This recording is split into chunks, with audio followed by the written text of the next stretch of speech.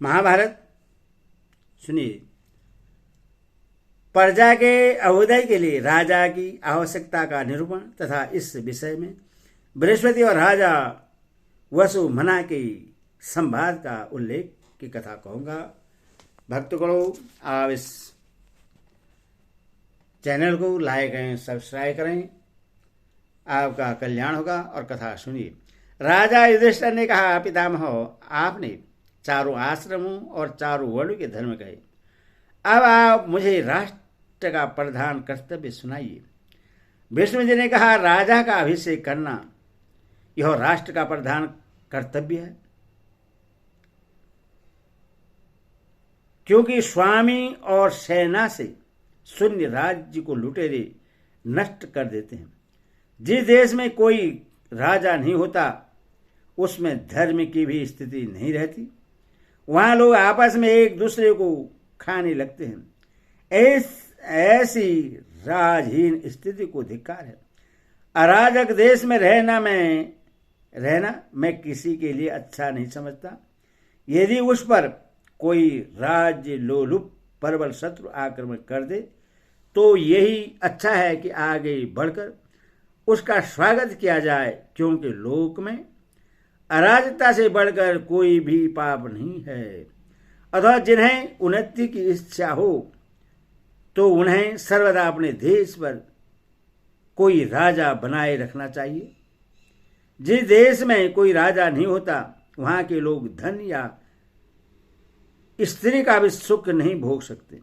ऐसी स्थिति में पापियों को भी चैन नहीं मिलता, क्योंकि एक पुरुष का धन तो छीन लेते हैं तो दूसरे अनेकों मिलकर उन दोनों का सर्वस्व लूट लेते हैं। वहां जो दास नहीं होता उससे भी दास बना लिया जाता है। स्त्रियों को बलात् छीन लिया जाता है। इसीलिए देवताओं ने प्रजा का पालन करने वाले राजा की सृष्टि की है। यदि पृथ्वी में कोई दंडधारी राजा न हो तो जल में मछलियों के समान बलवान लोग दुर्बलों को निगल जाए। सुनते हैं कि राजा से हीन होने के कारण पूर्व काल में बहुत सी प्रजा नष्ट हो गई थी।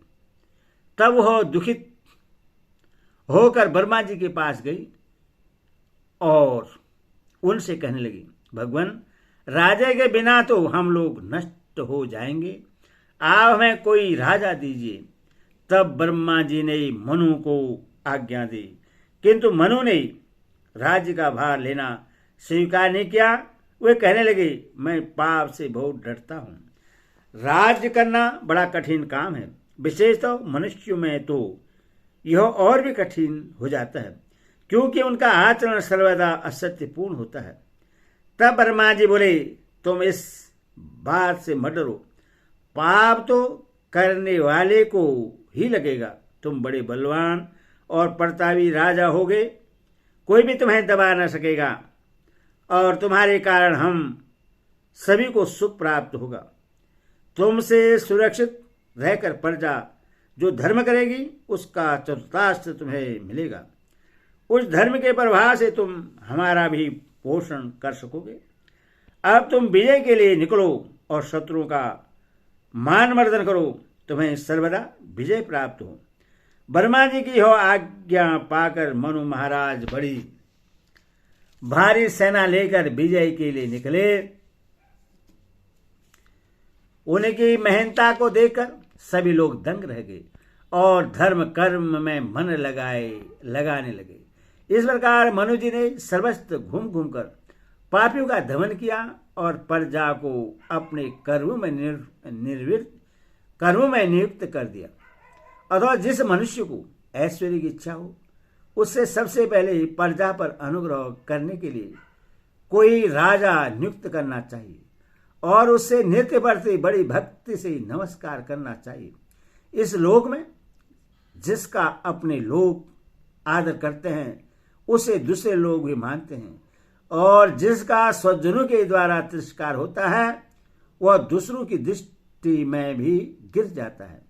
राजा का दूसरों के द्वारा तिरस्कार होना सभी के लिए दुखदायी है। इसीलिए प्रजा को चाहिए कि उसे छत्र वस्त्र, आभूषण, अन्न, पान, भवन, आसन, शैया आदि सभी प्रकार की सामग्री भेंट करे। इसी प्रकार वैभव पाकर वह दुर्जय हो जाता है और उसमें प्रजा की रक्षा करने की शक्ति आ जाती है।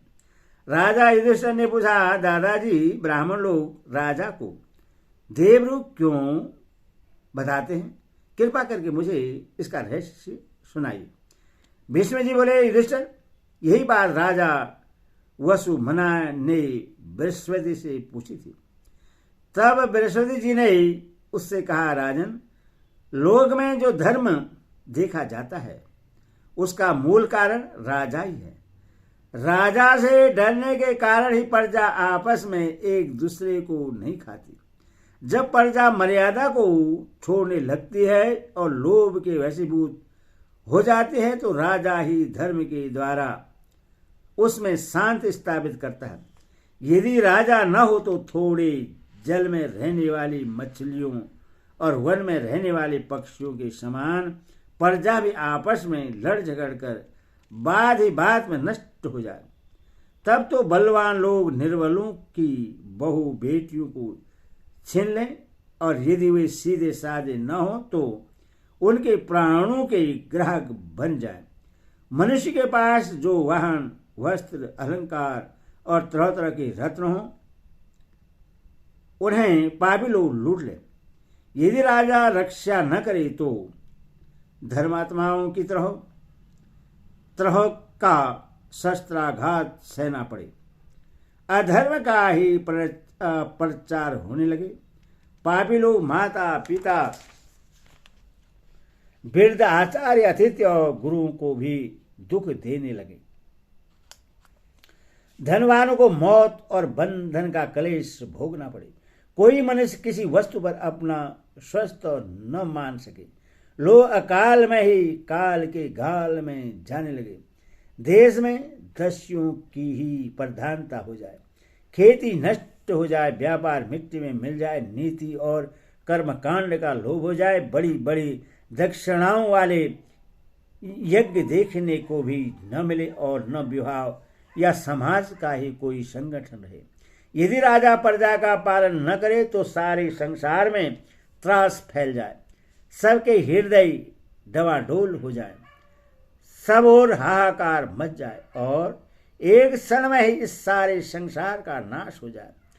फिर तो ब्रह्महत्या करने वाला भी मौज से इंद्रियों का सुख भोगता रहे। चोर हाथों हाथ प्रजा की चीजें उड़ा ले जाए, धर्म की सारी मर्यादा टूट जाए, लोग भयभीत होकर इधर उधर भागने लगे, जगत में अन्याय फैल जाए, प्रजा वर्णशंकर हो जाए और देश में दुर्भिक्ष पड़ने लगे। राजा से सुरक्षित रहने पर ही लोग निर्भय होकर घर का दरवाजा खुला छोड़ देते हैं और सुख की नींद सोते हैं।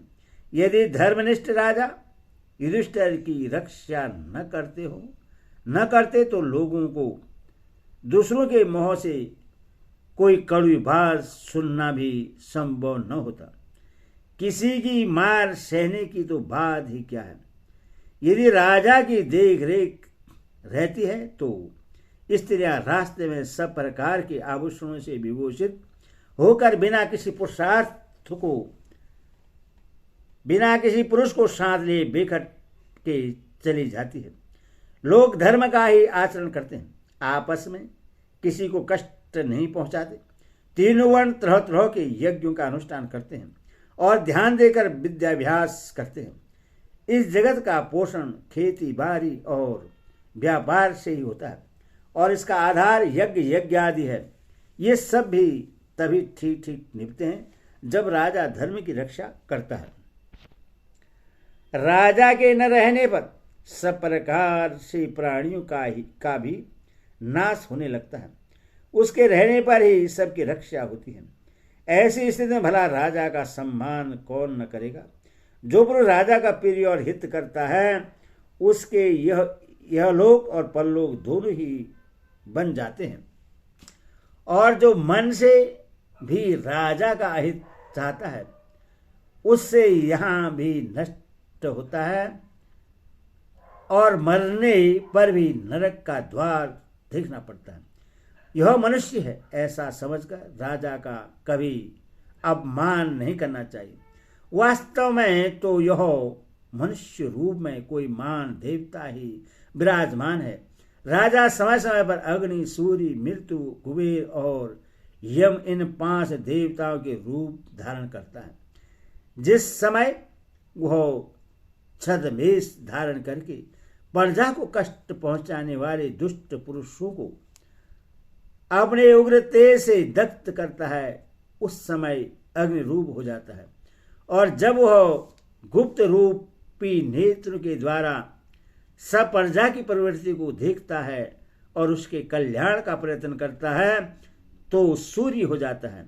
जब वह क्रोध में भरकर सैकड़ों पापी पुरुषों को उनके पुत्र पौत्र और सलाहकारों के सहित मारने लगता है तो वह मृत्यु के समान हो जाता है। जब कठोर दंड देकर अधर्मियों का दमन करता है और धर्मात्माओं के प्रति दया भाव प्रदर्शित करता है, उस समय साक्षात यमराज ही जान पड़ता है। और जिस समय वह उपकारियों को धन और स्त्री आदि देकर संतुष्ट करता है, अपकार करने वालों के तरह तरह के रत्न छीनने लगता है, तो वह स्वयं कुबेर के समान जान पड़ता है। जो पुरुष कार्य कुशल, पूर्णकर्मा, ईर्ष्या शून्य हो तथा जो धर्म की वृद्धि चाहता हो, उससे राजा की निंदा कभी नहीं करनी चाहिए। राजा के विरुद्ध चलकर कोई भी सुख नहीं पा सकता, भले ही वह राजा का पुत्र, भाई, समवयस्क अथवा समकक्ष ही क्यों न हो। वायु से प्रज्वलित हुई आग भी कदाचित कोई वस्तु भस्म किए बिना छोड़ दे, परंतु राजा से सामना पड़ जाने पर कुछ भी बाकी नहीं बच सकता। राजा की वस्तु से तो मौत के समान दूर रहना चाहिए।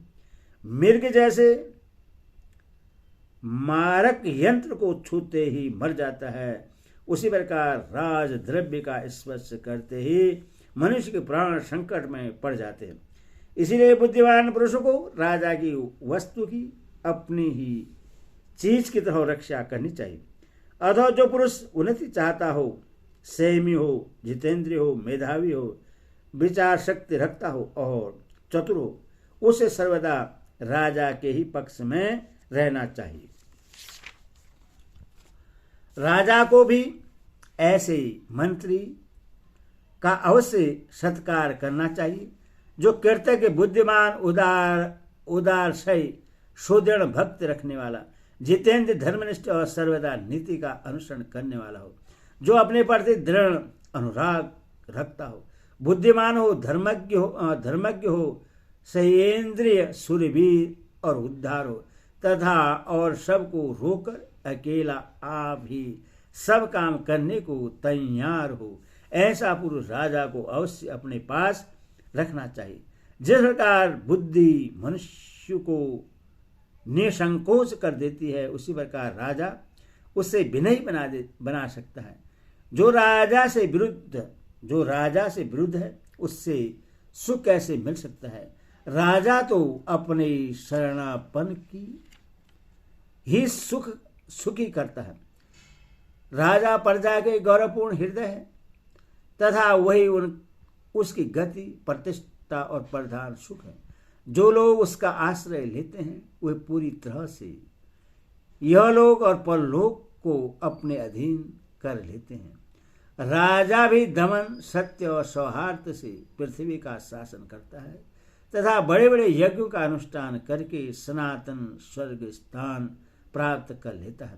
बृहस्पति जी के इस प्रकार उपदेश देने पर कौशलराज वो सुमना प्रयत्न पूर्वक अपनी प्रजा का पालन करने लगे। हरि ओम तत्सत। हरि ओम।